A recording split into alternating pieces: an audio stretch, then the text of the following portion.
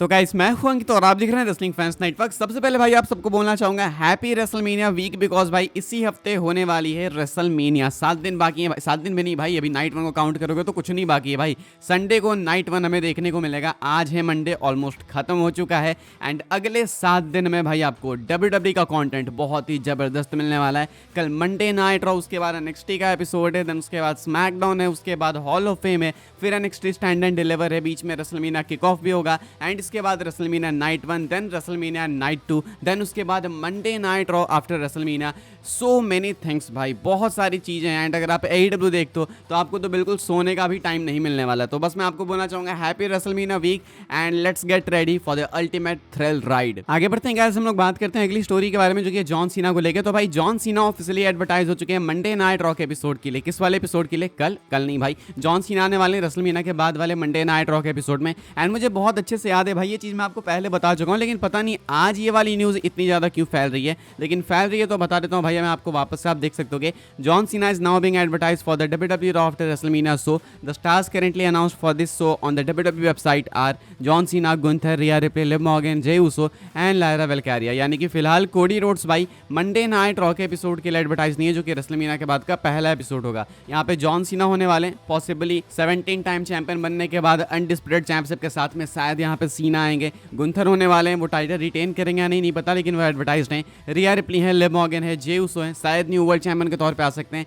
And then है Lyra वेल्कारिया। तो फिलहाल भाई मंडे नाइट रॉ के लिए ये सुपरस्टार्स एडवर्टाइज्ड हैं। एडवर्टाइज होने का मतलब ये नहीं होता है कि ये पक्का आएंगे या फिर बिल्कुल ही नहीं एडवर्टाइज है तो नहीं आएंगे। ये दोनों अपोजिट हो सकता है। Card is subject to change, ऐसा WWE खुद ही बोलती है। तो ऐसे में कोडी अभी एडवर्टाइज नहीं है तो इसका मतलब ये नहीं कि वो बिल्कुल हार ही जाएंगे, या जॉन सीना एडवर्टाइज है तो इसका मतलब ये नहीं कि जॉन सीना कंफर्म जीत ही जाएंगे। चांसेस बढ़ते हैं डेफिनेटली, लेकिन कंफर्म कुछ नहीं होता है। आगे बढ़ते हैं गाइस, हम लोग बात करते हैं बीस्ट इनकार्नेट लेसनर के बारे में। तो भाई लेसनर को कोडी रोड्स ने फ्राइडे नाइट स्मैकडाउन में मेंशन किया था एंड लेसनर के फैंस भाई इतने सारे, इतने वाइल्ड हैं, फैन बेस इतना तगड़ा है कि जहां नाम लोगे भाई लेसनर का वहां पे न्यूज़ बनेगी। तो फैंस पूछने लगे भाई कि लेसनर वापस आएगा क्या, बिकॉज WWE मेंशन करते रहती है लेसनर को, पता नहीं चलता है कि होगा क्या, लेकिन WWE मेंशन करते रहती है। अभी क्या अपडेट है मैं आपको बता देता हूँ भाई। आप देख सकते हो कि फाइटफुल का कहना है कि despite Cody Rhodes name dropping Brock Lesnar's name on SmackDown, there had not been any consideration or conversations regarding bringing him back to WWE। कहा जा रहा है कि कोडी ने मेंशन तो किया, नेम ड्रॉप किया लेसनर का स्मैकडाउन में,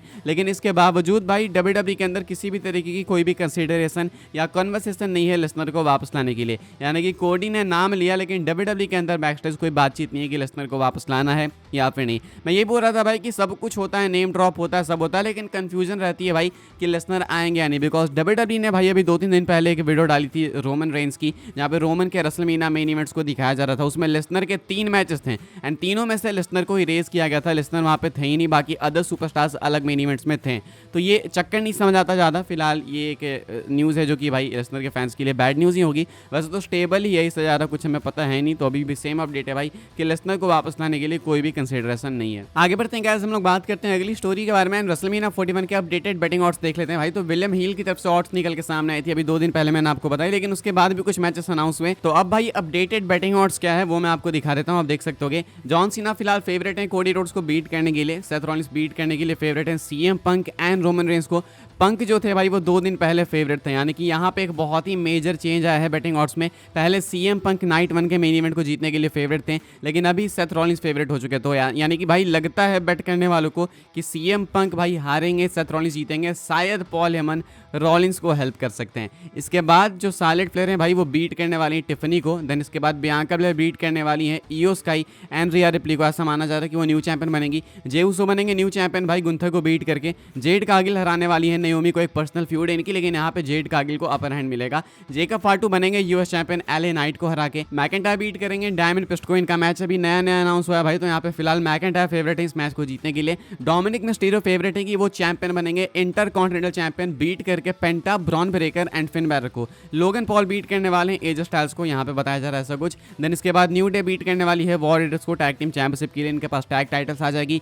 Liv Morgan and rocky Rodriguez भाई टाइटल रिटेन करेंगी। बेली एंड लायरा वेल्कारिया मिस्टेरियो को हरा के, एंड देन रे मिस्टेरियो बीट करेंगे एल ग्रांडे अमेरिकानो को। विलियम हिल की तरफ से भाई ये बैटिंग ऑड्स से अपडेटेड, बिल्कुल देखते हैं कि इनकी ऑड्स कितनी एक्यूरेट होती है, इससे हमें आगे आने वाले टाइम के लिए एक बेटर आइडिया मिलेगा। फिलहाल ये कुछ है विलियम हिल की ऑड्स रेसलमेनिया 41 के लिए। आगे बढ़ने से पहले भाई एक स्पेशल कमेंट पढ़ना चाहूंगा जो कि सुपर थैंक्स, एंड ये है अंकित झा की तरफ से। भाई पूछते हैं भैया हम रेसलमेनिया कहाँ पे देखें, सब्सक्रिप्शन लेने के पैसे नहीं है। तो भाई देखो मैंने पहले बता के रखा है कि इंस्टाग्राम पे आप मुझे फॉलो कर लेना, अगर मुझे कुछ मिलता है तो मैं आपको इंस्टाग्राम स्टोरी पे बता दूंगा कि आप ऐसे ऐसे देख सकते हो। तो फिलहाल आप बस जाओ इतना करो कि इंस्टाग्राम पे मुझे फॉलो कर लो, अंकित_WFN मेरी आईडी है, फॉलो करना। कुछ मिलेगा मुझे भाई तो रेसलमेनिया से पहले मैं स्टोरी पे लगा दूंगा। फिलहाल मैं आपको मैक्स इतना बता सकता हूँ, बाकी thanks for this super thanks. आगे बढ़ते हैं हम लोग बात करते हैं अगली स्टोरी के बारे में जो कि है भाई ट्रिपल एच को लेके। ट्रिपल एच ने कॉमेंट किया है विंस मैकमैन के ऊपर। विंस मैकमैन WWE को कैसे चलाते थे कैसे नहीं भाई, इस पर बहुत सारे कॉमेंट्स है। कुछ कहते हैं कि विंस बेटर चलाते थे, कुछ कहते हैं ट्रिपल एच अच्छा चलाते हैं। ट्रिपल एच क्या फील करते हैं भाई इस बारे में वो मैं आपको बता देता हूँ। बहुत ही लंबी स्टेटमेंट है, अभी आए थे ये हाई परफॉर्मेंस पॉडकास्ट पे। यहाँ पे कहते हैं ट्रिपल एच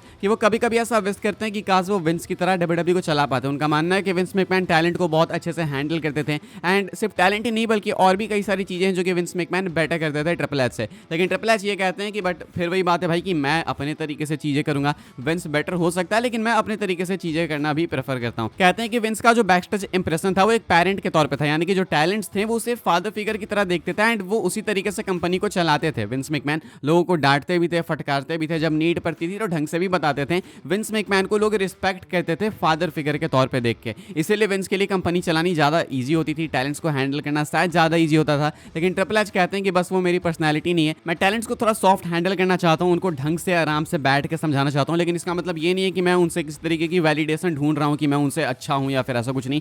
मैं बस इतना कहना चाहता हूँ भाई कि ये मेरा तरीका है, मुझे लगता है कि मैं ऐसे ज़्यादा बेटर बता सकता हूँ, समझा सकता हूँ। लेकिन इसका मतलब ये नहीं है कि मेरे डिसीजंस मैं छोड़ के भाई उनकी ही हमेशा सुनूंगा। जो मुझे करना होता है वो मैं करता हूँ, लेकिन बस उन्हें समझाता हूँ बाद में कि मैंने ये इसीलिए किया। तो कहते हैं कि विंस अपनी जगह सही था, उसने जो चीज़ें करी है वो बहुत अच्छी करी है, शायद मैं भी ऐसा करता तो बहुत बेटर होता। लेकिन कहते हैं कि जस्ट मैं नहीं कर सकता because this is who I am, this is triple H Paul Levesque. ये कुछ कहना है भाई ट्रिपल एच का। बहुत सही कॉमेंट किया भाई ट्रिपल एच ने यहाँ पे इस चीज़ पे। आगे बढ़ते हम लोग बात करते हैं अपनी आखिरी स्टोरी के बारे में भाई, जो कि मंडे नाइट रॉ को लेके। वैसे तो मैं आपको बता चुका हूँ भाई मंडे नाइट रॉ की प्रीव्यू, लेकिन अगेन बता देते हैं भाई बिकॉज एक बहुत ही मैसिव एपिसोड है, रेसलमेनिया से पहले का आखिरी एपिसोड है, तो यहाँ पे भाई मिस करना बिल्कुल भी नहीं इस एपिसोड को। क्या कुछ कंफर्म में देख लेते हैं भाई। रोमन रेंस अपीयर होने वाले हैं, सेम बिल्डिंग में पॉल हेमन होने वाले हैं, सथ फ्रीगन रॉलिंस होने वाले हैं, एंड CM पंक होने वाले हैं, यानी कि धमाका होने वाला है। रिव्यू वीडियो आ जाएगी भाई मंडे नाइट रॉ के बाद तुरंत ही, हमेशा की तरह, तो मजा आएगा वो भी आपको देखने में। इसके बाद कंफर्म है बेली एंड लिव मॉर्गन का मैच, सेथ रॉलिंस तो कंफर्म है, मैंने आपको बताया, CM पंक ये सब कंफर्म है भाई। AJ Styles and Karrion Kross का मैच होने वाला है, लोगन पॉल भी अपीयर होने वाले हैं शो में। तो फिलहाल भाई मंडे नाइट रॉ के लिए ये चीज़ें कंफर्म है। 2.5 घंटे का अपना शो होता है भाई। मेन सेगमेंट आई थिंक अपना जो मेन इवेंट है वो रोमन पंक रॉलिंस हेमन वाला ही होने वाला है, तो एक must watch Monday night raw है। एंड एज आई सेड भाई कि तुरंत आ जाएगी रिव्यू वीडियो शो के बाद, तो उसका भी आप वेट करना, कल आई थिंक बहुत ही मजा आने वाला है। And happy WrestleMania week once again भाई। रेसलिंग फैंस के लिए सबसे मस्त टाइम होता है भाई, ये गोल्डन पीरियड होता है, बहुत मजा आता है इस टाइम, बहुत सारी चीज़ें होती है देखने के लिए। पुराने रेसलमेनियाज आप देख सकते हो भाई मस्त इंजॉय करने के लिए, मेमोरीज वापस से जाके आप अपनी रिन्यू कर सकते हो, नॉस्टैल्जिया फील कर सकते हो, मजा आएगा आपको। मैं रिकमेंड करूंगा सब करने के लिए आपको। फिलहाल भाई इस वाली वीडियो के लिए सारी अपडेट्स थी, आई होप सबको इन्फॉर्मेशन मिली हो तो वीडियो को लाइक करें, शेयर करें एंड सब्सक्राइब करें चैनल को, ताकि आने वाले टाइम के अंदर आपको और भी सही WWE की न्यूज़ अपडेट सबसे पहले जानने को मिलते रहे। फॉलो कर सकते हैं आप लोग मुझे इंस्टाग्राम एंड ट्विटर पर, लिंक आपको मिल जाएगा डिस्क्रिप्शन में, ज्वाइन कर सकते हैं व्हाट्सएप चैनल को, उसके भी लिंक है डिस्क्रिप्शन में। मिलूंगा मैं आपसे अगली वीडियो में, तब तक के लिए goodbye, thanks for watching.